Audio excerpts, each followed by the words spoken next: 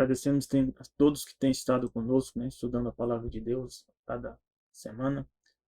O tema dessa semana é retribuir. Retribuir é algo importante na vida. Nós vamos entender um pouco mais como Deus trata desse assunto. Vamos fazer uma oração para que Deus nos conduza. Nosso Deus e Pai, esteja conosco, esteja nos conduzindo a estudar a Tua palavra. Pedimos suas bênçãos em nome de Jesus. Amém. Então, o tema começa com a retribuição, primeiro, que Deus nos dá várias promessas e diz que nós poderemos ser felizes se nós alcançarmos essas condições. Em Apocalipse 14, verso 13 diz: Então ouvi uma voz do céu dizendo: Escreva, bem-aventurados. Bem-aventurado é a mesma coisa que felizes. Felizes, não imagine, os mortos que desde agora morrem no Senhor. Então Deus considera que, mesmo morrendo, se morremos no Senhor, nós somos felizes. Isso está relacionado, né, esse Apocalipse 14, 13, com as 3 mensagens angélicas. Então, vai haver um tempo no futuro, onde vai surgir um decreto, né, um dominical, depois surgirá um decreto de morte, onde também, entre esses decretos, vão ser a níveis mundiais e vão ter ações locais também. Esses decretos vão permitir que algumas pessoas, né, do povo de Deus sejam mortas. E Deus disse que quem morrer nessa época, morrendo no Senhor, são felizes, porque Deus vai ressuscitá-los. E diz o Espírito, para que descansem das suas fadigas, pois as suas obras acompanham. Então, qual é a obra, nossa obra? Nossa obra é escolher estar do lado de Deus. Tem essa obra, isso cabe a nós. Deus não nos força a escolher a Ele. Mateus 5,7 também fala que bem-aventurados são os misericordiosos, porque eles alcançarão misericórdia.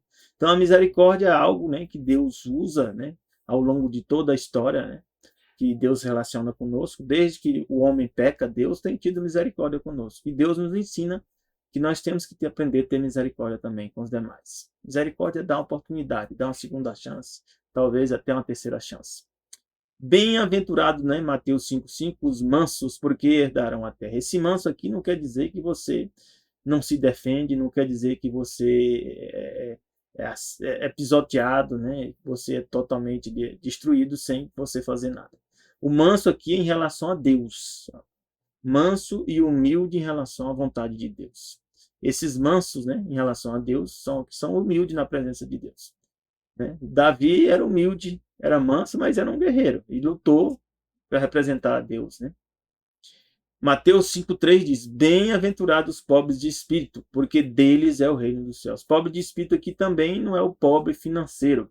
Esse pobre de espírito aqui é o que reconhece, né, que é pecador, que reconhece que necessita do amparo de Deus, que tem que confessar seus pecados diariamente, que você necessita ler a Bíblia, necessita orar, necessita, né, fazer aquilo que Deus pede. Esse é o pobre de espírito. Deus diz que esse pobre de espírito aqui, a eles vai ser dado o reino dos céus. E nós possamos ser desse grupo. Salmo 119:1 diz: Bem-aventurados os retos em seus caminhos. Reto aqui não quer dizer que nós somos perfeitos, mas reto no sentido de seguirmos o que Deus orienta. Se nós fazemos a vontade de Deus, seguimos o que Deus orienta, nós estamos sendo retos. Imagine, nós pecadores, quando nós estamos fazendo a vontade de Deus, nós somos retos. E aqui explica o que eu estou falando. Quem são os retos? Que andam na lei do Senhor. Então, fazer a vontade de Deus é andar na lei do Senhor. Mateus 5,9 diz: Bem-aventurados os pacificadores, porque eles serão chamados filhos de Deus. Que pacificadores são esses? Não são as pessoas que recebem prêmio Nobel, né? Participam de guerra ou fazem alguma coisa. Esses pacificadores na Bíblia são aqueles que pregam o evangelho. Pregam o evangelho para as pessoas terem paz com Deus. Quando as pessoas se convertem, aceitam a Jesus como Salvador, nós estamos sendo o quê? Pacificadores, porque agora a humanidade tem paz com Deus. É essa pacificação que Deus está falando aqui. Bem-aventurados os que guardam os seus testemunhos, e os que buscam de todo o coração. Então, quem são o testemunho de Deus? As Escrituras. E guardar. Guardar significa que você lê e você decide seguir, decide obedecer. E diz, busco a Deus de todo o coração. Então, como é que Deus diz que nós buscamos Ele de todo o coração? Quando a gente lê os testemunhos e quando a gente guarda. Obedece. Mateus 5,10 diz, bem-aventurados que sofrem perseguição por causa da justiça. E essa justiça aqui não é a justiça da lei humana. É a justiça de Deus. E o que é a justiça de Deus? Está nas Escrituras. Quem é a justiça de Deus? Jesus Cristo. Quando você é perseguido por causa de Jesus, que é a justiça, você é feliz. Porque diz que deles é o reino dos céus. Romanos 4,7 diz, bem-aventurado aqueles cujas maldades são perdoadas. Então, todos nós temos maldades. E quando nossos pecados são perdoados? Quando nós confessamos. Está lá em 1 João 1, 8 e 9, se você buscar lá, vai estar lá escrito. Então, quando a gente confessa nossos pecados, diz a Bíblia que Jesus é fiel e justo para nos perdoar e nos purificar. E diz, os pecados são cobertos. São cobertos o quê? Pelo sangue de Jesus. Jesus diz, eu morri por essa pessoa que aceitou-me como Salvador e confessou seus pecados. Amém? Eu espero, né, que nós possamos fazer parte desse grupo aqui dos felizes ou bem-aventurados. Que possamos mudar a nossa vida e seguir essas orientações que Deus nos dá. Sabe por quê? Porque tem pessoas que são ricas, né, financeiramente, têm muito recurso, muito poder. Alguns têm poder que é até dado por Satanás.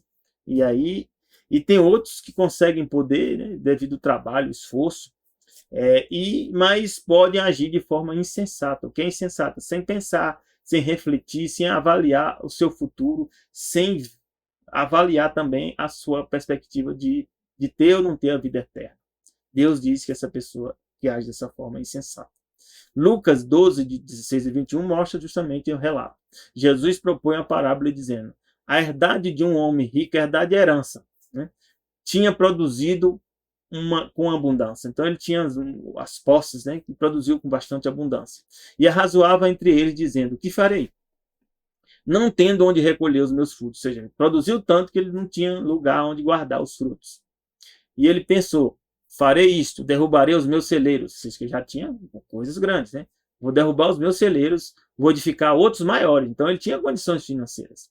E ali recolherei todas as minhas novidades e os meus bens. Então é algo ruim? Não, é algo ruim essa decisão de planejar, de se organizar.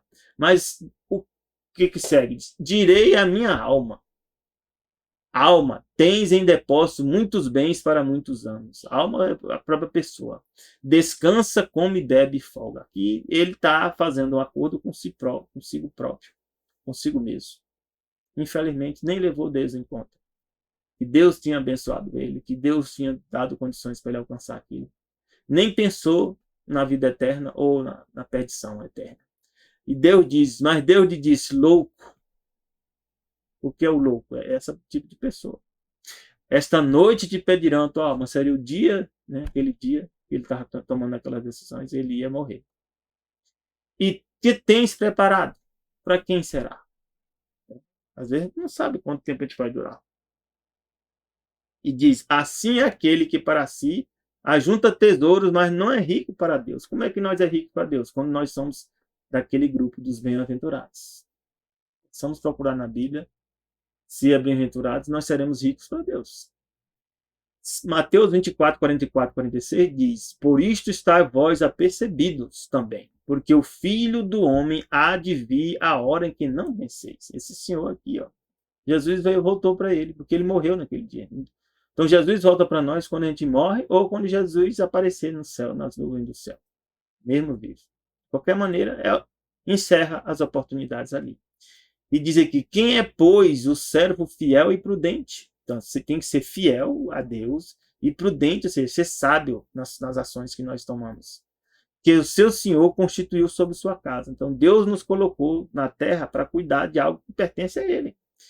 Para dar sustento a seus tempos. Então, nós temos que trabalhar até Jesus voltar e fazer a nossa parte. Porque Deus nos colocou com essa responsabilidade.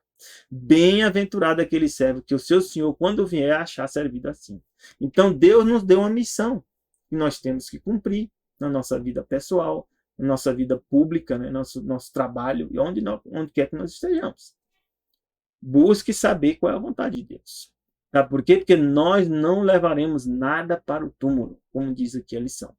Salmos 49, 16 e 17 diz: Não temas, quando alguém se enriquece, quando a glória da sua casa se engrandece, porque quando morrer, não levará nada consigo. Então a gente às vezes vê pessoas enriquecendo, né? A casa dele melhorando, prosperando, e a gente em situação ruim ou até piorando. Mas no final de tudo, quando ele morrer, não levará nada consigo, nem a sua glória o acompanhará. E aí nós vamos ver homens, né, como Alexandre Grande, Napoleão Bonaparte, Adolf Hitler, né, papas, né, famosos que teve, Papa Pio VI, João Paulo, né, todos eles tiveram sua glória, né? E Nero, né, outros também famosos que existiam, né, no passado ou existem hoje, jogadores de futebol, outros, né, presidentes. Mas quando morrerem, não vão levar nada consigo, nem a glória vai acompanhar eles. Agora vem a pergunta: será que eles aí fazem parte daqueles bem-aventurados?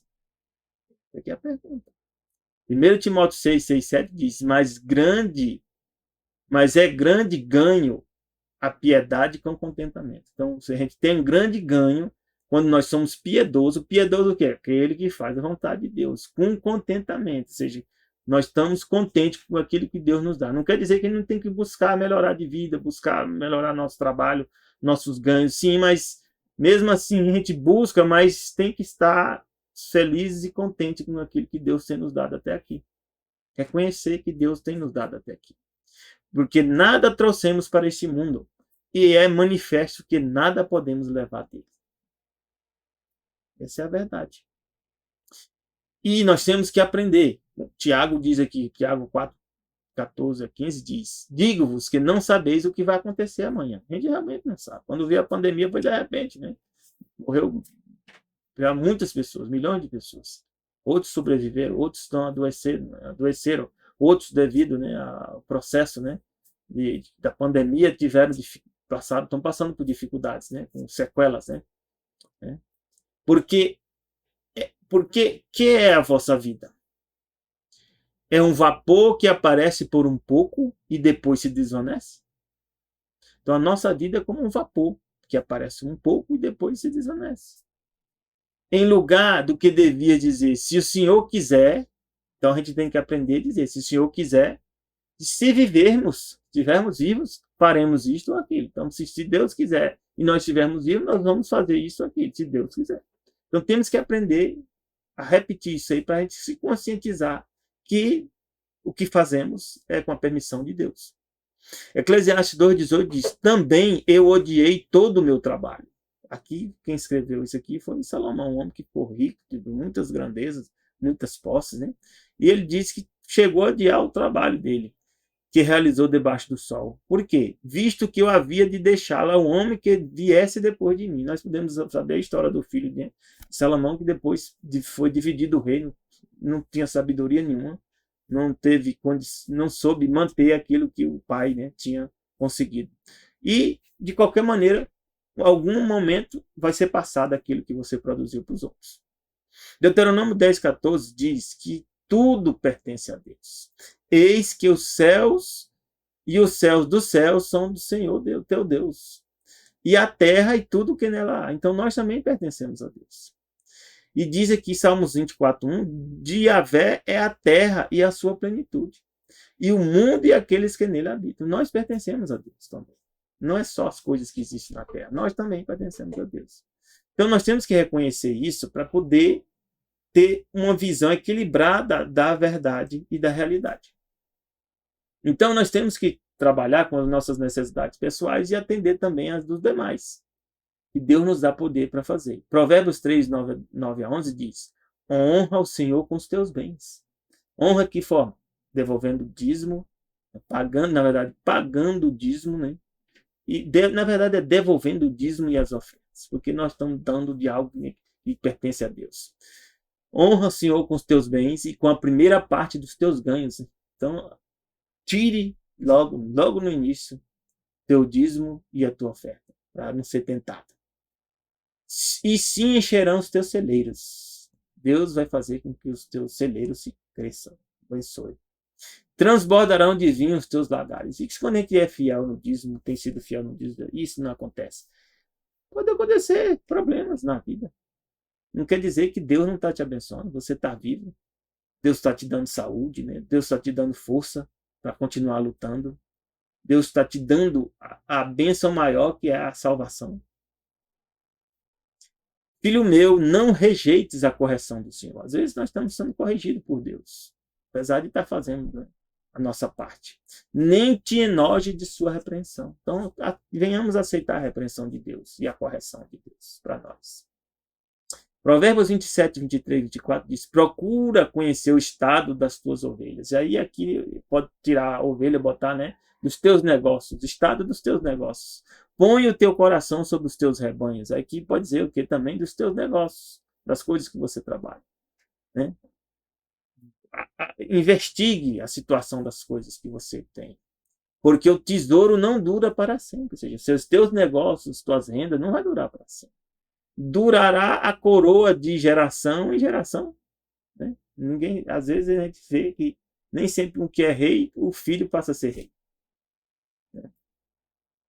Então a lição da escola sabatina do primeiro trimestre diz assim: a mordomia cristã das bênçãos que Deus nos deu não trata apenas do que temos enquanto vivemos.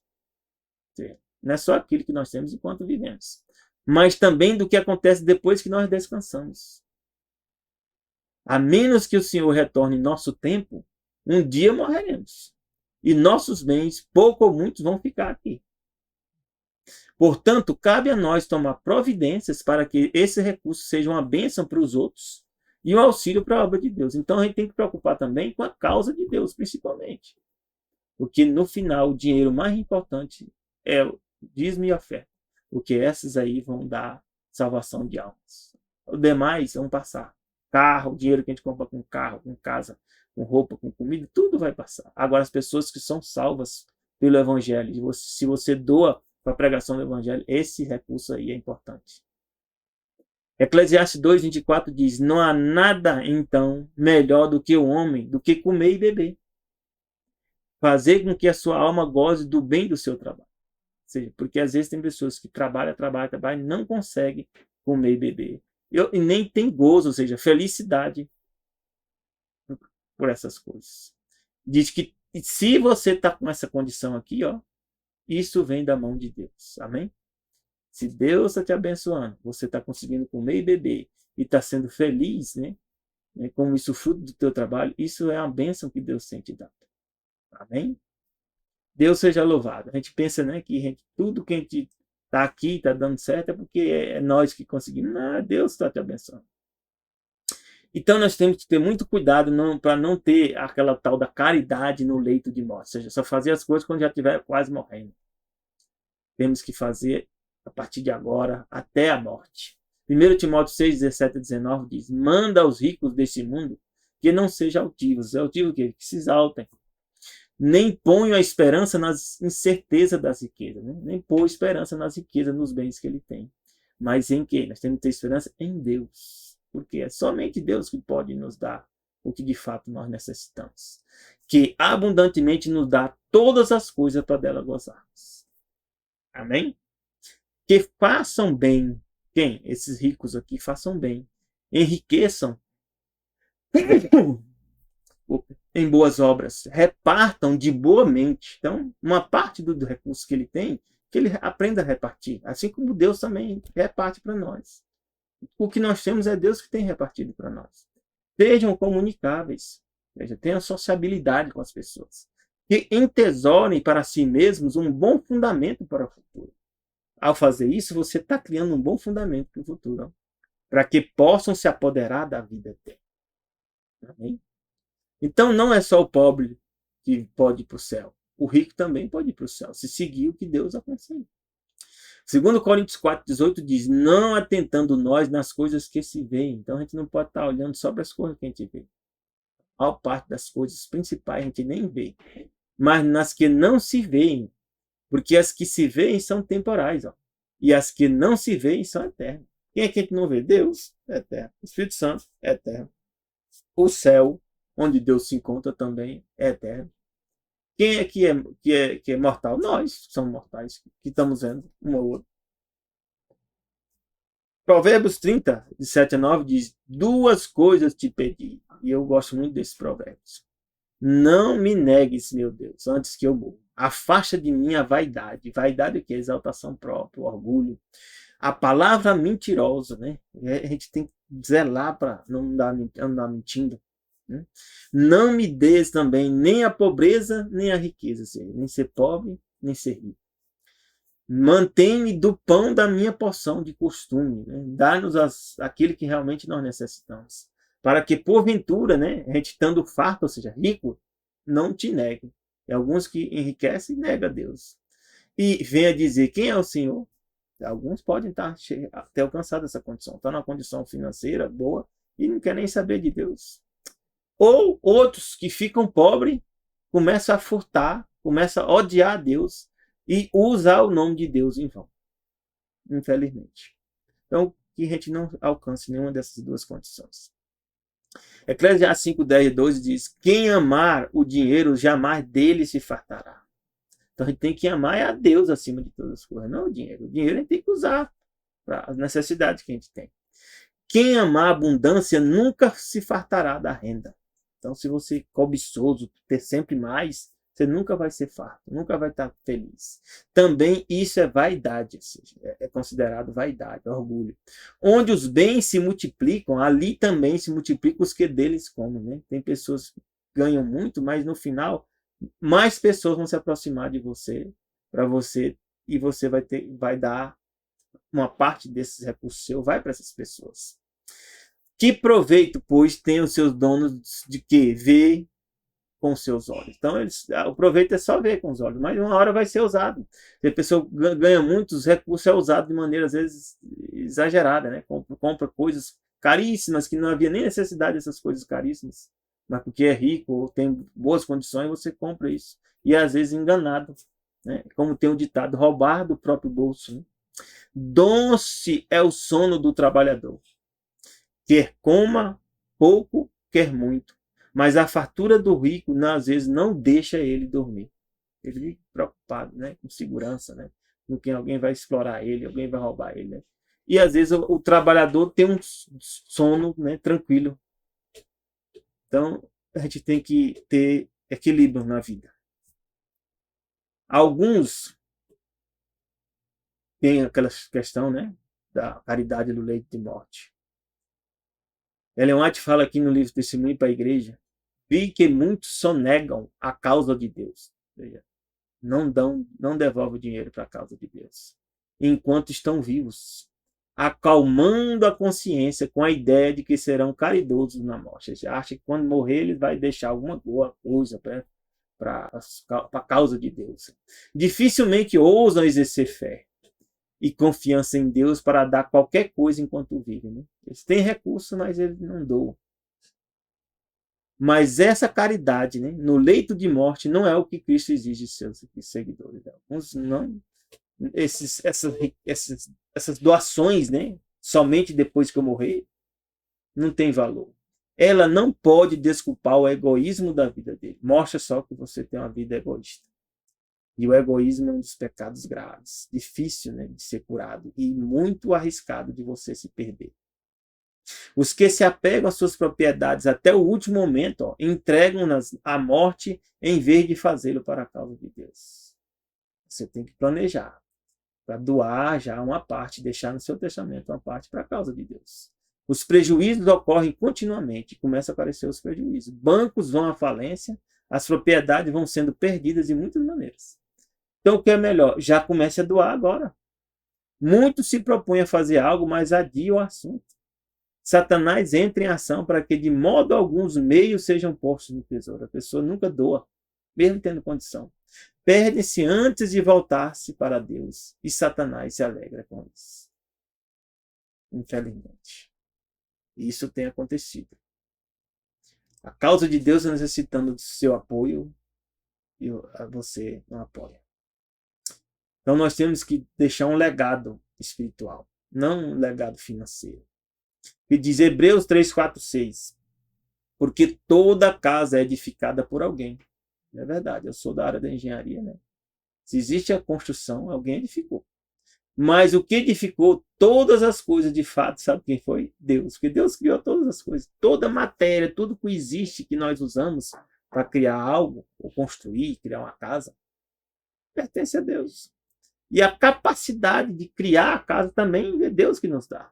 Na verdade, diz aqui um exemplo: Moisés foi fiel em toda a sua casa. Então Moisés cumpriu o papel dele no chamado que Deus tinha feito ele, como servo, para testemunho das coisas que haviam de anunciar. Mas Cristo, Jesus Cristo, como filho, sob a sua própria casa. Então Jesus, quando vem, ele vem para a sua própria casa. Já a terra pertence a Jesus. O céu também. Todo o universo pertence a Jesus, é a sua própria casa. A qual a casa que Deus diz que é o principal e mais importante, somos nós. Você veja como é interessante. Deus considera que a casa principal, ou seja, o templo do Espírito Santo, somos nós. Aqui diz, mas o filho como filho sobre a sua própria casa, a qual somos nós, se tão somente conservarmos firmes a confiança e a glória da esperança dele até o fim. Então, Jesus quer habitar em nós através do Espírito Santo. Esse é o maior propósito de Deus. Habitar em nós. Guiar a nós para a eternidade. Conselho sobre mordomia diz: ao dar a obra de Deus, você está juntando para si tesouros no céu. Falei? Pessoas que vão ser salvas, são tesouros. Tudo que você juntar lá em cima está livre de desastre e perda e aumenta. Diz que no céu nós teremos coroas com várias estrelas. Cada estrela está relacionada com pessoas que a gente ajudou a salvar. Amém. Deus seja louvado. Ninguém vai para o céu se não ajudar alguém a ser salvo. Você vai para o céu quando você ajudar alguém a ser salvo. Tornando-se em bens eternos e duradouros, e será registrado na conta de vocês no reino do céu. E quando você doa dízimo e doa as ofertas, você está ajudando a pregação do evangelho. As pessoas que são salvas, você faz parte dessa pregação, desse trabalho. Lucas 16, 10 a 11 diz: quem é fiel no mínimo, também é fiel no muito. Então Deus te colocou, dando uma oportunidade para ti nessa vida, né? No mínimo. Mas tem algumas pessoas ricas, mas isso é mínimo. Isso comparado com a eternidade é nada. Não importa a pessoa mais rica, né? George Soros, né? Os Rockefeller, né? Aquele Daniel Rockefeller que faleceu há um certo tempo. Chegou a ter muita riqueza, mas comparada com a eternidade não é nada. Então Deus nos coloca aqui para nos ver se nós vamos ser fiéis no mínimo. Porque ele diz: quem é fiel no mínimo vai ser fiel no muito. Quem é injusto no mínimo também é injusto no muito. Então nós somos provados aqui. Se nós fizermos parte daqueles bem-aventurados, nós estamos sendo fiéis no mínimo. Diz: pois se nas riquezas injustas não foste fiéis, naquelas coisas que Deus nos deu aqui, nós não fomos fiéis, quem vai confiar as verdadeiras? Deus não vai nos dar a eternidade, que são as verdadeiras. Nós não participaremos da eternidade, infelizmente. Eu estou decidido a ser fiel no mínimo. Que Deus me deu poder, e deu poder para você também ser fiel no mínimo. Mateus 25, 21 diz: e se o Senhor lhe disse: bem está, servo bom e fiel, sobre o pouco foste fiel, sobre o muito te colocarei. Falei? Entra no gozo do teu Senhor. Então, alguns Deus chama para ser um carpinteiro, outros chama para ser o ancião da igreja, outros chama para ser o diácono, né? Ou estar na recepção, ou limpar a igreja. E às vezes a gente acha que não é um cargo importante, né? Eu não sou pregador, não sou cantor. E aí você pensa, né, que isso aí não tem importância. Deus está observando se você está sendo fiel nesse mínimo, nesse pouco. Se você for fiel nesse pouco, o talento que Deus te deu, você vai entrar no gozo. Mas se você não for fiel, infelizmente, não vai entrar no gozo. Você não vai entrar na eternidade. Então nós temos, meus irmãos, que ser cristãos verdadeiros. E aqui diz testemunho para a igreja: se fossem cristãos verdadeiros, praticariam em vida. Ou seja, alguns querem, eu vou doar quando morrer. Não. Diz aqui: se a gente for cristão verdadeiro, nós vamos doar agora, vivos, quando a gente tem vigor, doar nosso tempo, nosso talento, nossos tesouros para a causa de Deus. estando ainda saudáveis e fortes. Nós temos que trabalhar agora. O que adiam até a morte? Deixar para dizer, quando eu morrer, não tem razão. Dedicariam a Deus a si mesmos e os que lhes pertencem. Então é hoje. Ao passo que, agindo como seus mordomos, teriam a satisfação de estar cumprindo o seu dever. Então nós, como estamos fazendo isso, né? Nós temos 4 T. Tempo, templo, talento e tesouro que Deus nos dá. Esses 4 T's, né, nós temos que ser fiéis neles.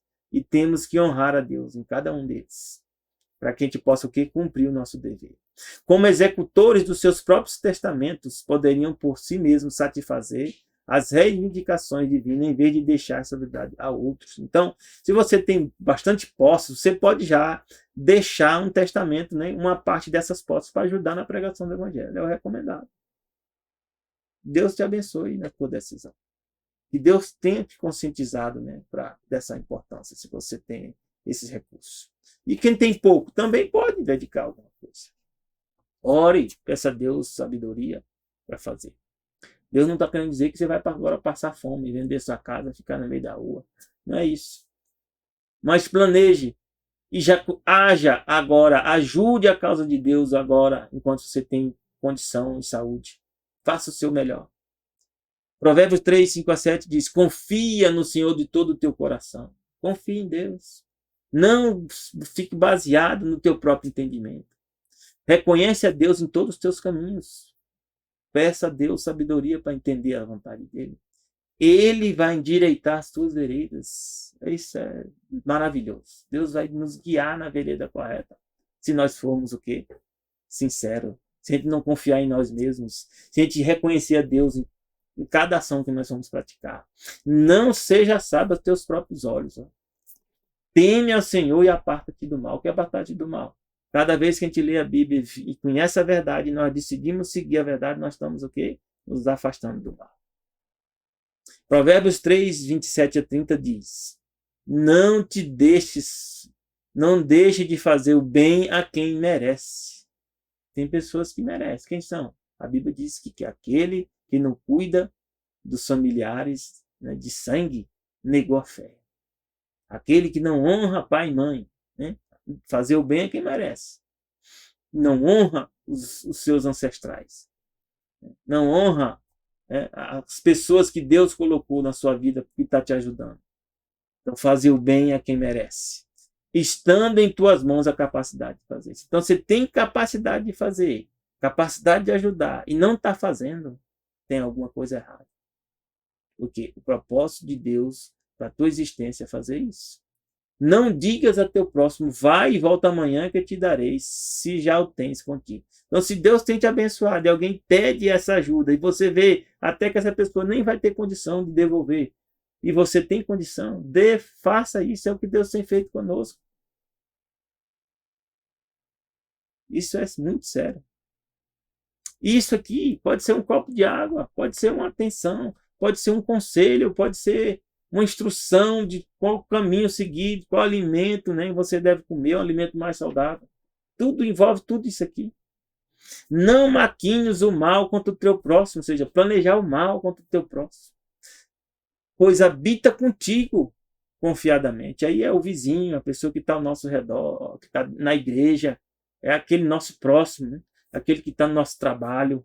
Não faça o mal a ele sem nenhuma razão. Diz, não contendas com alguém sem causa. Não vai procurar, né, brigar, causar dificuldades com alguém que a pessoa nem te fez, né, nenhum mal, e você planeja fazer isso. Tudo isso, meus irmãos, faz parte da mensagem da retribuição. Que Deus te abençoe, que Deus te dê poder e força para seguir o caminho dos bem-aventurados, dos felizes. Que Deus te dê um bom fim de semana e te dê um feliz sábado, que começa ao pôr do sol da sexta, ao pôr do sol do sábado. Graça e paz de Deus para ti e teus familiares. Amém.